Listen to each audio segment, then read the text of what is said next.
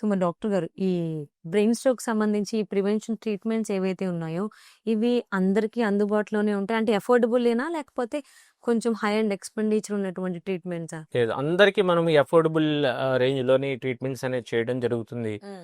ఆహ్, మరి ముఖ్యంగా వైట్ కార్డ్ ఇలాంటి ఉన్నోళ్ళలో కూడా ఈ స్ట్రోక్ పేషెంట్స్‌లో మనకి బ్లాక్ ఉన్నట్టయితే వైట్ కార్డ్ వాళ్ళకి ఫ్రీగా కూడా ఉచితంగా కూడా ఈ ఆపరేషన్ అనేది చేయడం జరుగుతుంది. ఓకే. సో అంటే గవర్నమెంట్ నుంచి వచ్చేటువంటి బీమా కూడా అప్లికబుల్ అప్లికబుల్ చేస్తున్నారు. అవుతుంది. ఓకే. అప్లికబుల్ అవుతుంది.